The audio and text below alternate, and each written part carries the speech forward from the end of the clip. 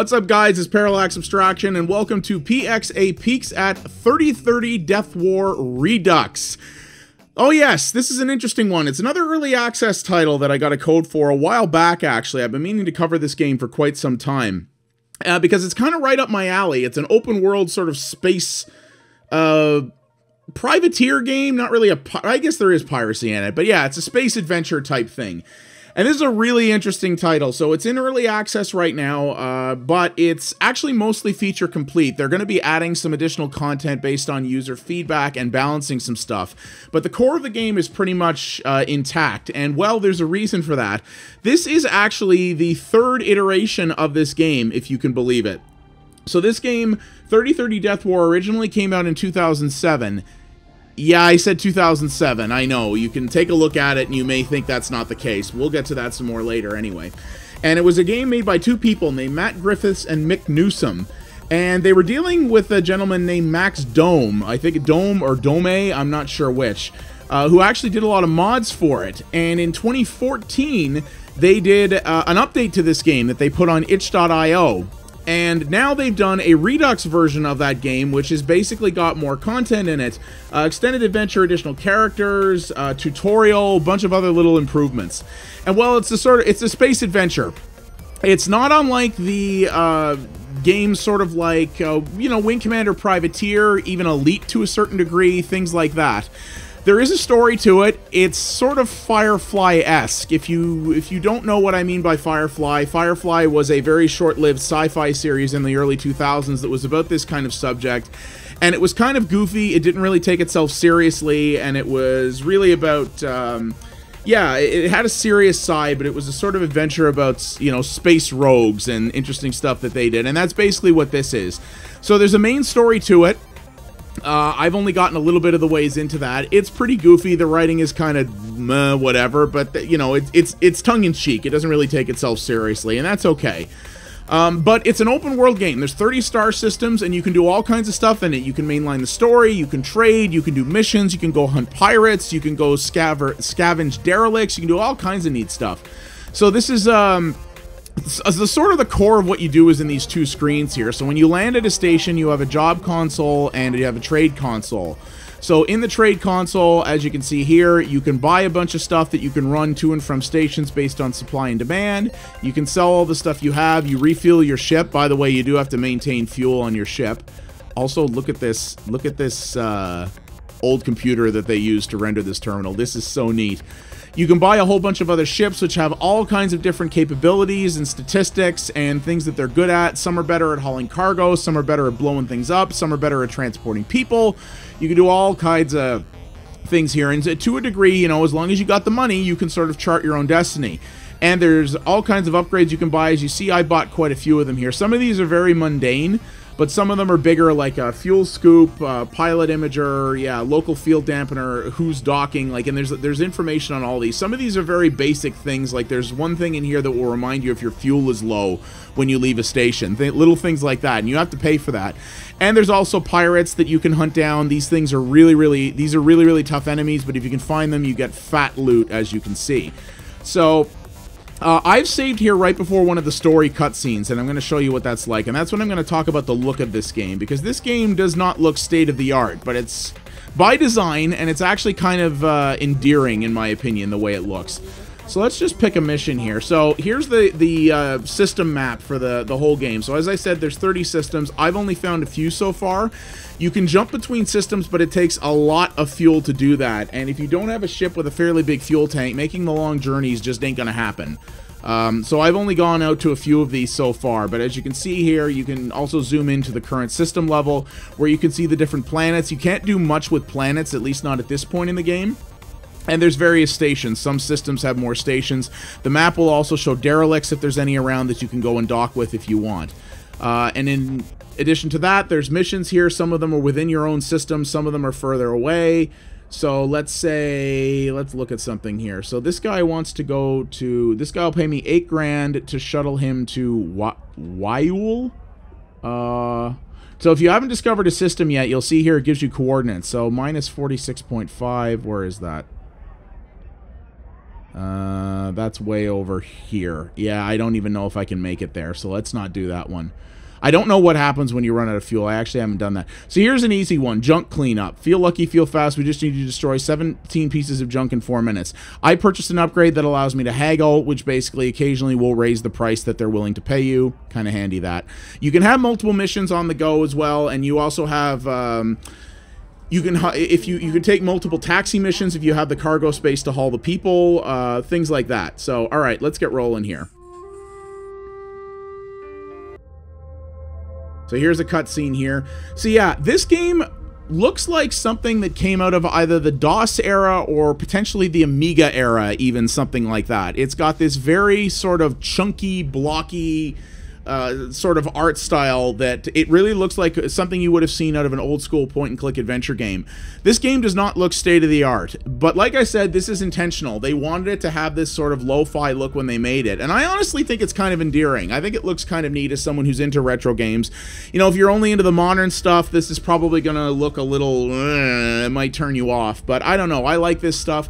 I play a lot of the newer adventure games coming out from Wajidai, which is a company that makes modern adventure games using that old school art style. I actually think this is kind of cool, but it's subjective. The one advantage with this is this thing will run on anything. You got probably an old netbook and this thing would run on it. So this is a very good game if you've got a laptop, or, well, I was going to say a tablet, but not necessarily, because this game is played with the keyboard. There's no controller support. It doesn't use the mouse in any meaningful way. It's just the keyboard. So maybe on a tablet, not so much, but if you had a detachable tablet or something, or like I said, even a really old-ass laptop, this would run on that, which is good. And it's a full open-world space game that can run on an old computer, so that's actually kind of neat. So I'm actually skipping ahead of this a little bit here, so... yeah, so this plot, these guys are doing weird stuff. They seem to be out to get me. I don't really know to what degree. You know, I haven't figured that out yet.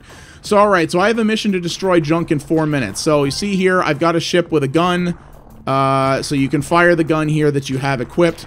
You actually, the interesting thing is, you will actually get a little... see, I'm getting a little bit of money there for each piece of space junk I destroy. Yeah, you'll actually get money for every piece of space junk you take out, regardless of whether or not you have a mission to do so, which I always thought was kind of interesting. The government just likes to pay you to clean the system up. But in this case, because there's more junk lying around, I guess they're willing to pay me extra if I take out a certain amount in a certain time. So...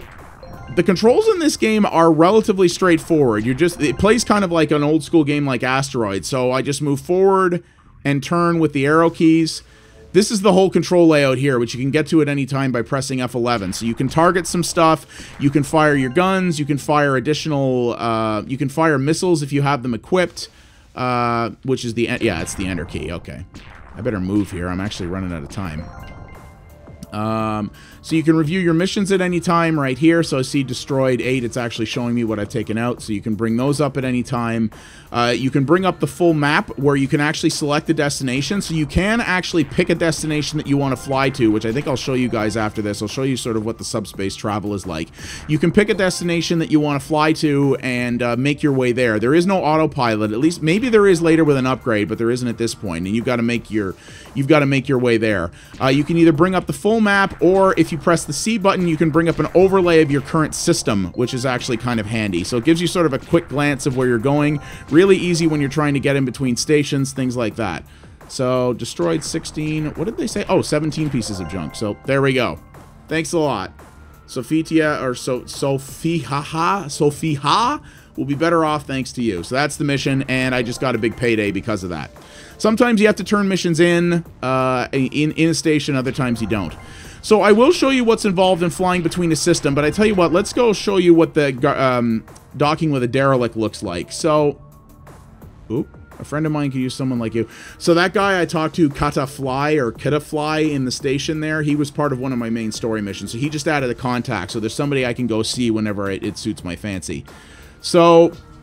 see those gray dots? So those gray dots are derelicts. Now, you can't select them on the map, which I find kind of irritating. But so the way you get around really quick here is if you want to go in between systems or quick within the system, you just press the W key and you activate your sort of jump drive thing. And that is what really burns fuel. So you see I have a fuel meter there in the upper left corner.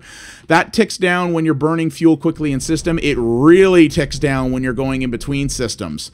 So that's something you have to be cautious of. If you run out of fuel... I don't know what happens. Maybe we'll test that out as a little experiment at the end of this video.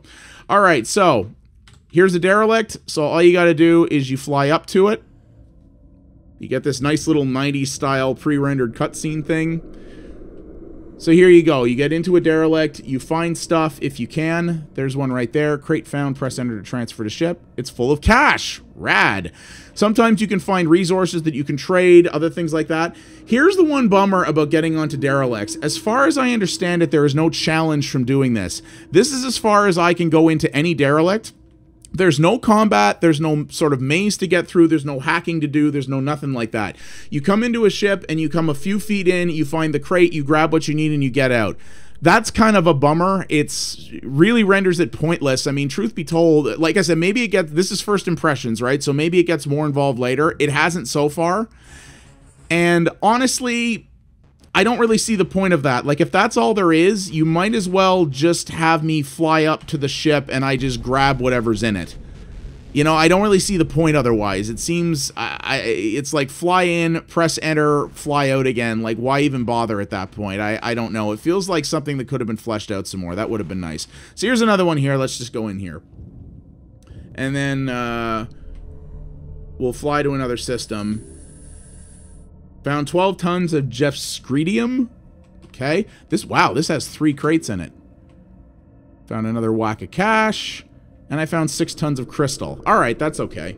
So these are all resources that you can sell at stations. Any station will buy basically anything, but just like most games like this, it's all about supply and demand. So if you sell stuff at a station where the price is low or demand is low, then you're not going to get very much for it, right? I mean, that's pretty much the bulk of it.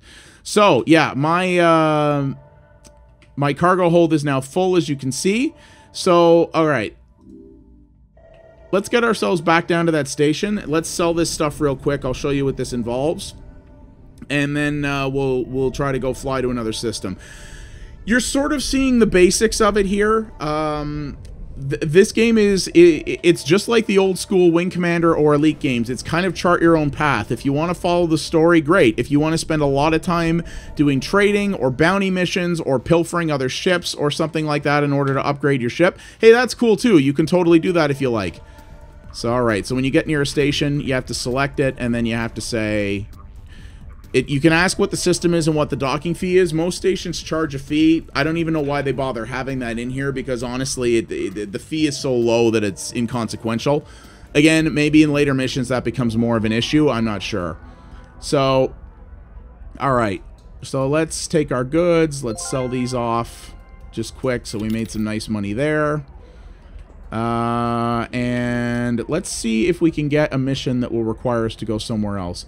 So here's an interesting one. Transit of a very important gift required. So you do have a tractor beam on your ship, and there are missions where you will actually have to go out, tether something, and bring it back with you, which is tricky because it makes it very hard to navigate. Kind of an interesting thing, but that's also very far away. Transit of coveted holovid required. These photo ID missions, I've tried a couple of these. I don't quite know how these work. You're supposed to find somebody and take a picture of them. I've never quite understood how that works. So here's more junk. Yeah, there's not much here that's of real value. So let's just pick another place and go there. So, all right, let's get out of here. All right. So, yeah, it's very interesting that this game has had such a long, sort of a storied history as it has, because now... Andinti is a starting system. So you know what? This is the system where you start. So let's go there because there's a lot of missions that you can get within that system, which will allow me to show you a little bit more stuff here. So, all right. So we have to get out of the system. So this is going to take a moment here. But yeah, the thing that I find... about this game is that it's interesting that it's had such a long, like 3 different iterations and this long development history, because honestly... I think it's endearing, and I like games like this. Like, this is actually something I find entertaining. But at the same time, it's a pretty run-of-the-mill sort of open-world space privateer game. It doesn't really break the mold. It's... If you played Privateer, if you played Elite, if you played other games like that, it's going to feel very, very familiar to you. And that may not be a bad thing. You know, a lot of people may want something like that. They may remember that. You know, we don't get a lot of games like this anymore, to be frank about it. And people may see that and be like, yo, this is exactly what I want. And that, hey, absolutely. Like, I like this. I'll probably keep playing it. But it is a simple, you know, it is a relatively, so here, traveling between systems, time dilation is now in effect, your ship moves much faster. So, see here, we're almost on top of Anditi now, so you got to really pay attention to this. You can't steer when you're in this sort of hyperspeed thing, so you have to be prepared to pay attention and jump in and out of it, and in order to change your direction. You have to be careful about that. Again, there might be upgrades you can get to take care of that. But as you can see there, my fuel, when I'm in this time dilation period, fuel drops like a rock. So you got to be really, really careful. All right, so here we are. So we made it to this system. This was only one system away, so this was a relatively quick trip. So, all right. Let's get in here. You know, again, it's a lower end game, so the load times are virtually non-existent. Everything moves wicked quick. You know, that's pretty cool. All right, so yeah, so actually here again, we've got a whole bunch of missions and other systems. When I started the game, and before I left this system, it basically, that's some really disgusting pizza I just noticed. Before I left this system, all the missions were in this system. So obviously you will reach a point where the game is going to expect you to move on the regular. So let's take a look at this. Council research. We need a photo of the atmosphere from Sikasera. Get to Listi and you'll find it there. I've got someone waiting for you at Fiberville Station in Andenti. Give the photo. Okay. Oh, wow. I haggled the hell out of that. You've been afforded a recon camera. So a recon camera is not an upgrade I had, so it gives me one for the purposes of completing this mission. So, all right. All right, so where does it want me to go? It wants me to go to hang on. It wants me to go to Listi and take a picture of the atmosphere from Sikasera. So this is going to be very interesting because I don't know anything. I don't know how the camera thing works in this game. So we're going to learn a little something together here, I think. I don't see a camera button, so maybe it's automatic. I don't know. All right, let's do this. So let's get down there. So yeah, it's a pretty run-of-the-mill space piracy game, but I like that. It's also got this wicked amazing soundtrack. It actually hasn't been playing a lot of the more interesting stuff now, but it has a really interesting stuff. I don't know if this all came from royalty-free sites or if it has some, like, real, if they really signed a lot of artists for it, but it's got a lot of really interesting, like, pop stuff, like almost J-pop music, a lot of stuff with lyrics. I am actually playing in what's called YouTube safe mode right now because some of these tracks can get you a copyright strike, and credit to the developers, they actually put in a YouTube mode where they're like, hey, if you're making videos with this will turn off the music that could get you a copyright strike, which, thanks, guys. I wish more developers did that, or at least warned you ahead of time. So, the soundtrack is actually quite a bit more varied than you're even hearing here, but it is there's a huge variety of different kinds of music in this, which I really like. I think it's neat, and it makes things a lot more. Okay, hang on. Are we here yet? Oh God, no, we weren't even close. It makes the journey a lot more interesting. That it isn't just like, I actually really like space music and ambient and stuff like that. It's one of my more preferred genres of music, but it's nice that it isn't all that. It has some more upbeat stuff and real varied stuff to just make things a little more interesting. You know, one of the things that a lot of people really liked about Rebel Galaxy last year was that sort of, you know, butt rock music soundtrack that it had, and this game has its own sort of spin on that concept, except it's a much more eclectic, varied thing, which I respect. I think that's pretty neat. So I think that's very interesting and quite enjoyable, and it is more varied than you're even hearing here. What can I say? You know, I've had my fair issues with copyright strike. Where's the fair use, YouTube? Anyway, ooh, it's busy here. So let's fly up to this planet and see what happens when we need to take a photo, because like I said, I don't even know here. But yeah, the story is pretty threadbare, and at least so far, it doesn't seem all that interesting. All right, I'm here. So what do I do? How do I take a photo?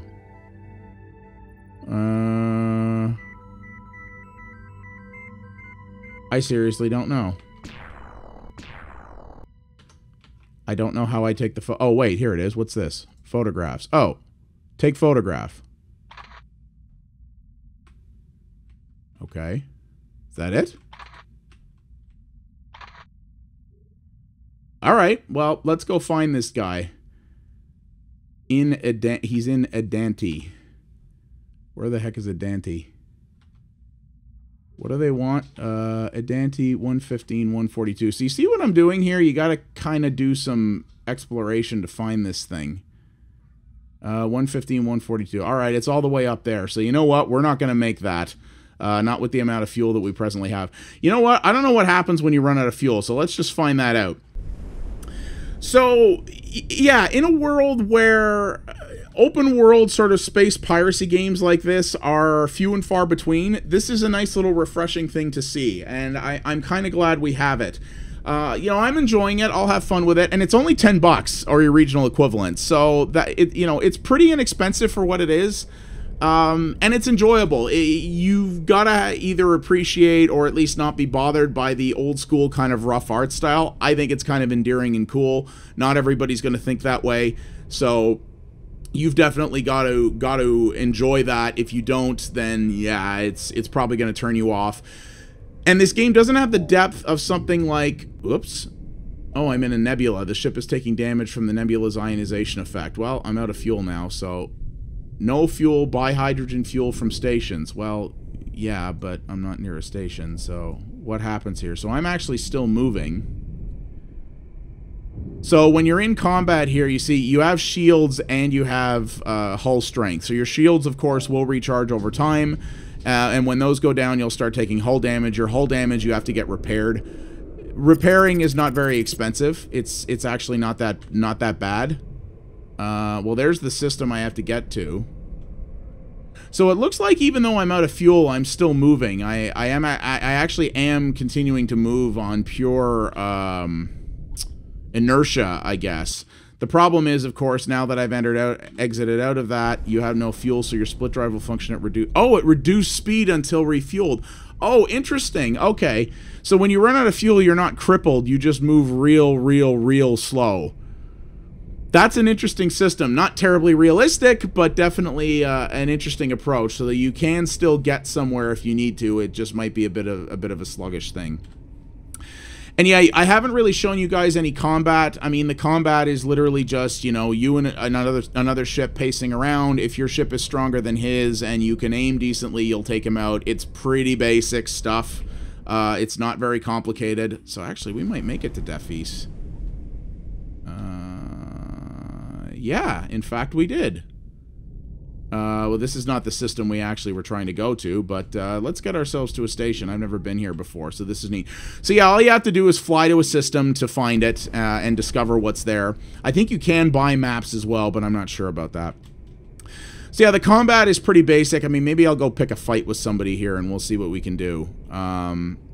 But it's there's nothing super complicated about this. I mean, if you want a space piracy game that is more complicated and also a hell of a lot harder, which has a lot more systems in it, you may want to take a look at something like Space Rangers 2 HD, A War Apart. Space Rangers 2 is another game that's actually had multiple versions over the years, and that's an interesting title. Here, let's pick a fight with this guy. He might not even shoot at me. Oh, but I pissed off the station. Oh, dear. Can I actually destroy a station? That would be hilarious if I could. You can do this, too, by the way. If you do want to attack innocent ships and you know, get them to drop their cargo and actually play pirate, you absolutely can. You don't have to be a good guy in this. But you better be prepared to, you know, you better be prepared for a hell of a fight, because I got cops on me here, too. So people are displeased with me. And needless to say, this station, because I, you know, was openly hostile in its perimeter, is probably going to be like, nah, son, you ain't landing here. I don't know what those 4 green dots are. That's probably my wanted rating, because, yeah, people are, oh boy, people are not pleased with me. I am going to get blowed up, I think. I actually haven't died in this game yet, either. Good night. Yep, alright. This space adventure is over. Interesting that it gives you a nice little bit of statistics there, so... Yeah, so this is very basic. You are going to, there are more complicated So yeah, here's one of the cool pop tracks I was telling you about. Sometimes it just plays music like this while you're flying around in space, you know, because why not? I don't know. I think it's kind of cool. Yeah, simplistic visual style, but it'll run on a potato and it's 10 bucks. And I think it's cool for that. Space Rangers HD is a much more involved game, but it's also a lot harder. There's also Space Pirates and Zombies, which is kind of like this, but a little different in its own way as well.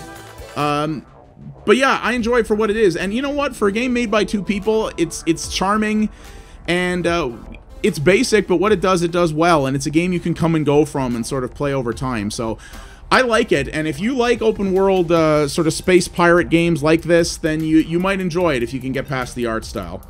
So yeah, that is 3030 Deathwar Redux, developed by Bird in Sky and published by Crunchy Leaf Games. It is presently on Steam in early access. I might do a video of this game when it comes out fully, but it's going to still look pretty much like this. There's supposed to be more content, basically, more missions and some balance changes in that at launch, but it's going to be basically the same idea. So kind of what you're seeing is what you're going to get here. Fans of the genre, I guess, you're probably going to have to enjoy the genre, what this is, and you're going to have to enjoy the art style. But like I said, all of it works for me, and I probably will finish this game over time. I think it's kind of cool, and I just love some space trucking. I really do. My name is Parallax Abstraction. Thank you guys very much for watching. If you liked what you saw here, please consider liking the video and subscribing to the channel. That does help me out a great deal. And well, I'll see you guys next time. I think I'm going to do some more trucking out here. I'm still having fun with it. Take it easy, guys. See you next time.